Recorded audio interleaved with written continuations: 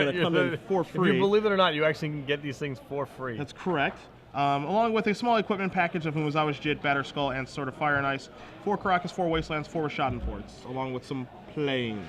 And then on the other side of the table, we have Nick Morehead, who is playing Merfolk. He actually is playing a bit of a throwback here. He has Standstill, a card that's fallen out of favor in, was a big part of Merfolk in like 2009, 2010. Sort of fallen by the wayside, but he's bringing it back here. He's mono blue. We've had some blue black and then some mono blue lists. He's just straight blue. 4 Curse Catcher, 4 Silver Gill Adept, 2 Phantasmal Image, 3 Coral Helm Commander, 4 Master of the Pearl Trident, 4 Lord of Atlantis, and 2 Marrow Regery.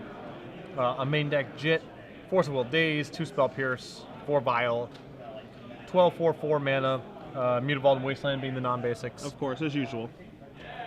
So we're going to see white creatures versus blue creatures duke it out for legacy supremacy. And in my experience, Patrick, white reigns supreme. Yes. But we will see. Well, the Merfolk deck is a lot worse at, its strength is not coming from brawling against other creature decks on the ground. Strength is definitely against like combo decks or, blue-based decks where the island walking themes of the deck matter. Also, we are going to have a trivia question here for 3 free months of premium. And I believe it's your turn to give the trivia question. Well, I know that you're in arrears to me, currently 1 trivia question, but we can resolve that later. Okay. I just want to make sure that everyone knows at home that it is your turn to give the trivia question. Okay. Looking at the deck list and looking how the games could play out, the thing that makes Merfolk a little bit different than, other aggressive decks is that because it has so many lords, its creatures actually can get larger. They can all turn into 3/3s plus 4/4s, all of that stuff. One of the things that's not going to work out here that normally is in favor for Merfolk is its island walking. Yep. Legacy is a format that has a lot of blue decks, of course. This particular deck does not have any blue in it. It is mono white with 9 planes, a bevy of non-basic lands as well. So his creatures will be able to be blocked. The creature superiority likely goes to Nick, but Stoneforge Mystic plus Batterskull is something that Merfolk is not very good at beating. Yeah. So this is a turn 1 Aether Vial, and this is a huge deal for a number of reasons if this is able to resolve. One is obviously the efficiency that it adds. Two, Nick has a lot of permission in his deck, which Vial circumvents. And 3, Nick also has Standstill in his hand. So if that Vial were to land, he would be then unable to stick a Standstill. So he's going to force it for a myriad of reasons. We're going to see a Silver Gill Adept. Revealing a Master. Master of the Pearl Trident. And the Curse Catcher in for 1. So ideally for Nick, if Ben does not play anything too threatening this turn, he'll be able to land a Standstill and a Mutavault as well as one of the other cards in his hand. So Ben's going to have something relatively good this turn to affect the board. I'm surprised.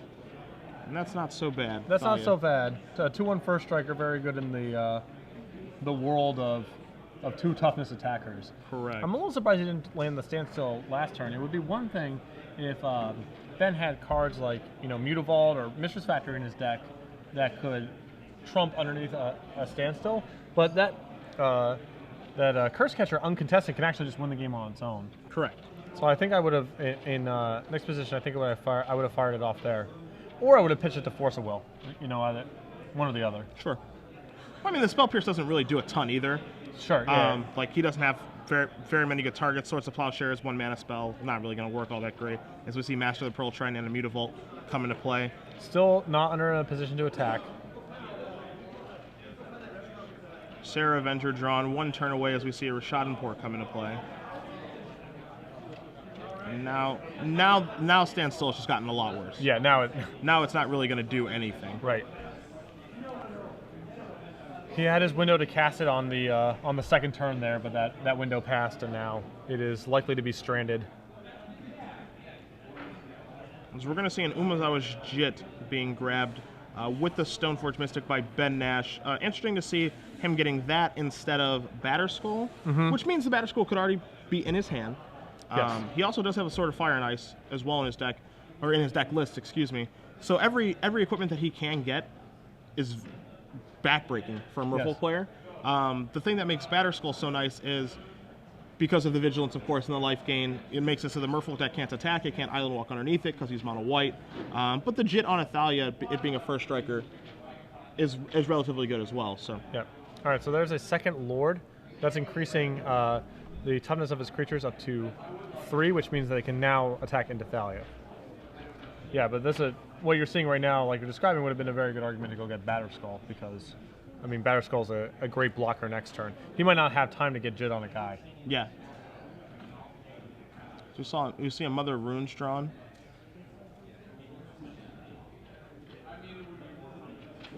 So I assume we're gonna just do Mother and Stoneforge out a Jit. Seems like the best. Try to just hold the fort here. It's gonna be rough. Yeah, it's gonna be a little bit difficult. He's sliding his cards around. I think his hand is just 2 Seraph Vengers and Umazawa's Jit. Yeah. I think Batterskull would have been the better of the 2 options, with Stoneforge Mystic, with Sword of Fire and Ice being the least, the worst of the 3.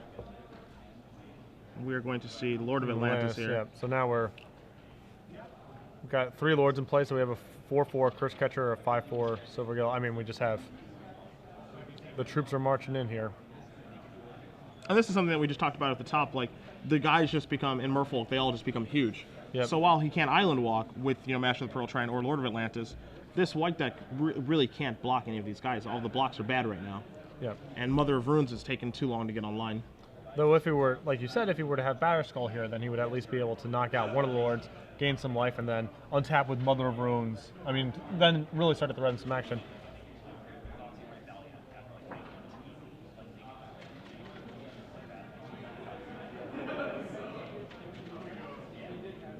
And now we'll likely see Umazawa should get put into play, but you can just see the difference Yes. of getting Jit, which would theoretically eliminate the Merfolks 1 by 1, versus Batterskull, Vigilance, 4/4, and this board of gigantic fish. Right. There's just a world of difference Yep. between the 2 cards.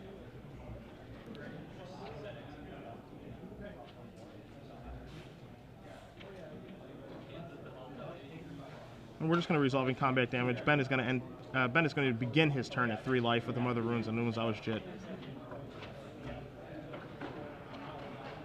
And it looks like we have a Serra Avenger, 2 Serra Avengers, a Mangara, and a concession from Ben Nash. So game 1, just Stoneforge for Jit, just a little bit too slow. And just a density of Lords for enough to just take it down here. Trivia time. So, I have a trivia question. In the Death and Taxes list, Okay. there's a non-basic land. It's a legendary land from Legends. You often see it a single copy in some control decks and what have you. This deck, because of its interactions with Mangara of Condor specifically, plays a full playset of this legendary land. Can you name that legendary land? So, tweet that answer to @SCG Premium. The winner, which we'll reveal after the match, will receive 3 free months of Star City Games Premium. Okay.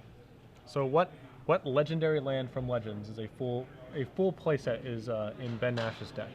Interacts favorably with Mangara of Horindar. Am I wrong?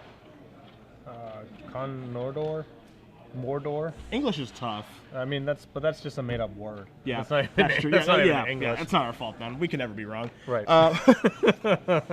Looking at Ben Nash's sideboard really quickly, because he has a down a game, so he'll be playing first.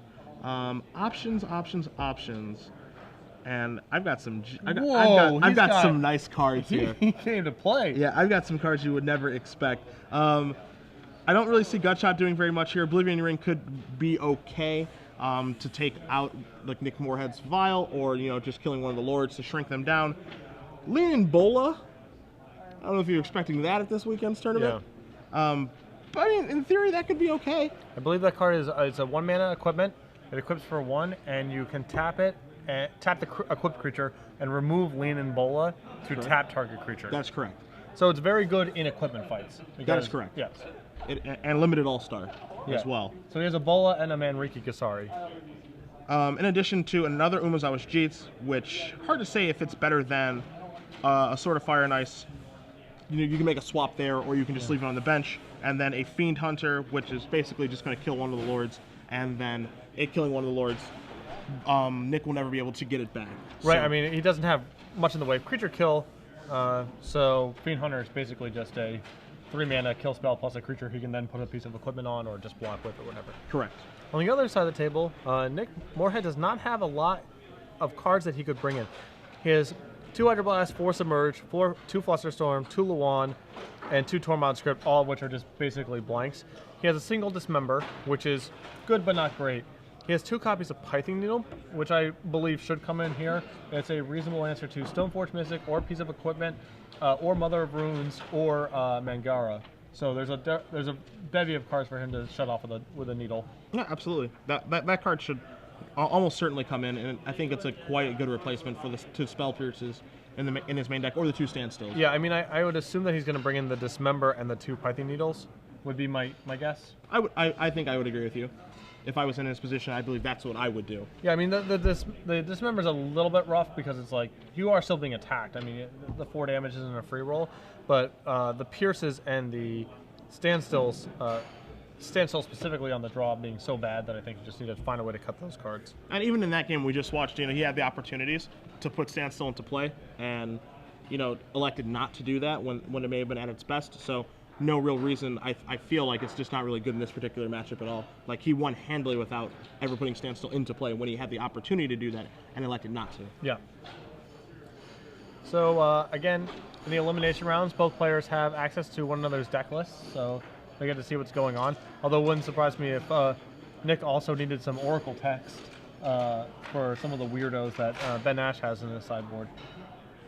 What, you don't see Lean and Bowl at every Legacy tournament? I see it I saw it once at the Mirrodin Block PT. There's a match next to me where Eugene Harvey was playing for day 2. We were both playing for day 2, and his opponent was Affinity with Lean and Bola.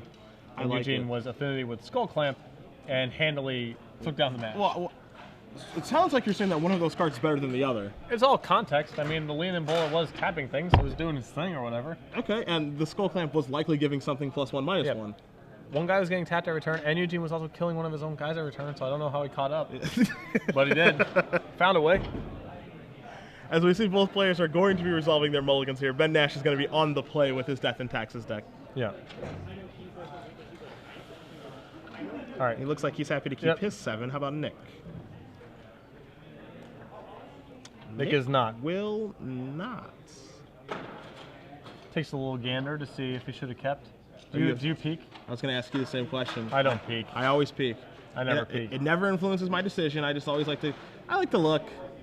I just like to know. I don't know. It's like, there's 53 randomly distributed cards. There's a chance it could be any one of those 53 cards on top. Doesn't really matter to me very much.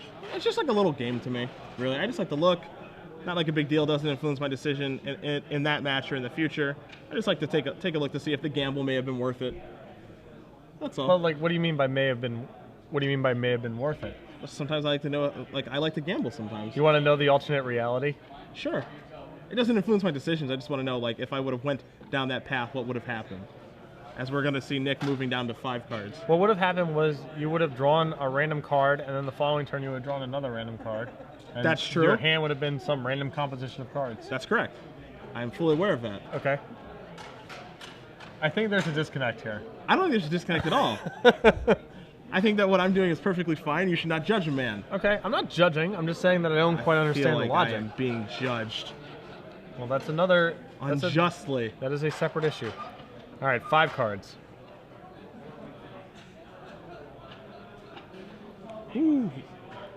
He does not look happy with that keep. I mean, Merfolk doesn't mulligan to 5 very well. I would agree. As we see just a Plains go. Mutavault here. Yep. I don't think any blue source is there. Right, and no Vial. Oh, good. Free Wasteland win. We got one on the house. And a Rashad Port too. That's pretty nice. It's like he doesn't even want to put it into play. He's so embarrassed. He doesn't even want to cast it. And Thalia. Just passing back. This is going to be quick and painless. Thalia, for the record, is a combo against an opponent with 0 lands, because then they can't cast any spells. That is... Yep. If anyone's can't even cast their Force of Will. If anyone's wondering why we let Patrick into the booth, it's that kind of insight, ladies and gentlemen, that I could not provide on my own. It's basically a combo. So see an Aether Vial drawn here for Ben. He has a Caracas too. I think he has a Sarah Avenger in his hand. So he can deploy now that it is the 4th turn. Or As long as he has the 2nd white source, if it is Caracas. yeah, he has a Caracas. Yep. Or 5th turn, I suppose, because he wastelanded once. And to the skies, my beautiful angel. So you can't force a will. Because Thalia's in play. We did go over that. Yeah. And that Aether Vial is going to cost 1 more because... Again, the Thalia. All right. And that's going to do it. That's going to do it. Thanks, Wasteland. Yeah. Yeah, it wasn't the Mulligan the 5 that did it. It was Mr. Wasteland who took care of it. I mean, he might have been able to... Who knows? He could have drawn a vial and then we could have had a game, you know? Potentially, yes. That's unlikely. I'm not saying, you know.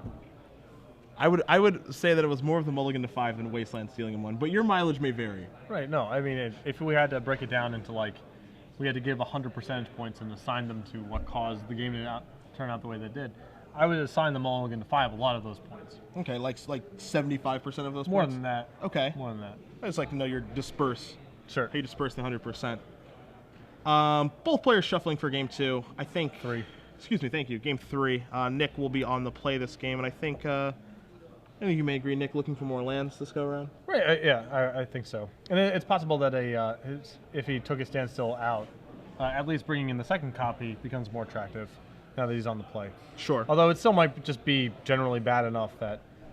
But he's got so many, like, kind of mopey cards. Like, Daze isn't very good. Now there's, like, Force of Will's not very good.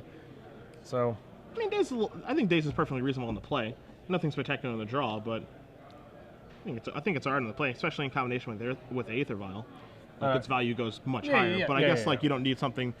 I guess you don't really need something that makes like Aether Vial better because it's already such a good card. Right. But I think that Daze's stock rises like a pretty significant amount if you do have an Aether Vial and if you're on the play. Yeah.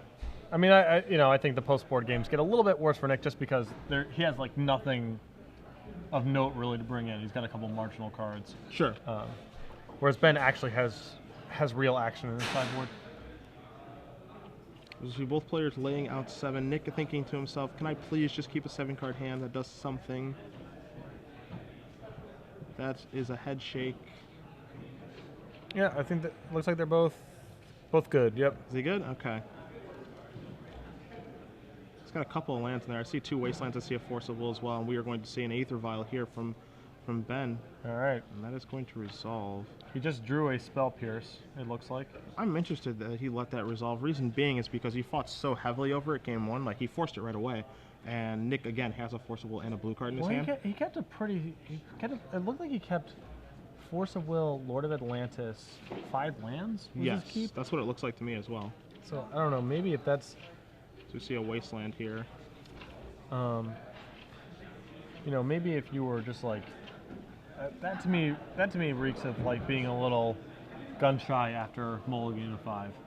Yeah. Because there's just no way that hand's good enough. We see another Wasteland here from Ben. I'm just really surprised, like, just game 1, like, Ben cast an Aether Vial, it got forced right away, and then this game we have the option to force the Aether Vial again, and we opted not to. But he only had 2 spells, I think was the problem. I think he still should have forced because it's like, well, if you don't force Aether Vial, you're not going to force anything else for the rest of the game, you know what I mean? Like, yes. The deck's just all creatures. Yeah. But I think, you know, I feel like that keep was somewhat motivated by frustration over what happened the previous game. Sure, I think that definitely influences decision. To me, that hand's not even close to a keepable hand. As we see Stoneform Mystic be put into play via Aether Vial, searching up the Batter Skull, and we're going to dismember here. Okay, so doesn't make it any nearly as bad. Dismember taking care of Stoneforge Mystic, putting Nick down to 16. Just going to leave the Vial on 2. Schadenport's pretty good draw. Schadenport, yeah. If I were him, I would want to go after his blue mana, because like it's, you know, Merfolk needs to have double blue to be able to cast its stuff. He's gonna put a Thalia into play. Like, I mean, it sort of depends on a lot of the sort of the specifics of Ben's hand. But of all the non-basics thrown out there, when your Merfolk opponent doesn't have Vial in play, it's very important for that. It's hard for them to cast their spells. They need 2 islands. Sure. So with Nick on only a single blue, and very likely to wasteland any non-basic that Ben produces because he has nothing else to do. I would have tried a little bit harder, I think, to not expose my Roshan Port to that wasteland, because with the Vial on 2 and a Port locking out his blue, he might not be able to cast anything for the whole game. Like the Sarah Avenger might just be enough to take the whole game. Sure. I don't disagree with you one bit. As we see Sarah Avenger get in here, knocking Nick down to 13. He has a wasteland for the Horizon Canopy. Okay. He's just going to draw a card. Yep. And we are going to put another Thalia into play, keeping the Vial up at 2. And Ben looks like multiple Swords to Plowshares in his hand. I mean, this game is pretty much over. This is going to be knocking down Nick down to 8, and 8 for Vial a little bit late. Yeah, can't cast that because of Thalia. Hold on, back. Okay, yeah, they caught it. Can't cast that because he's only got 1 land in play. Indeed. And we have another attack for 5, putting Nick down to 3. One more draw step. This one should be a wrap. As Ben Nash, as we get another island here. The problem, of course, is you do not have a flying blocker for the Sarah Avenger. And that is a wrap. There it is. Ben Nash with Death and Taxes moving on to the semifinals. Yep. You know, games were a little bit weird.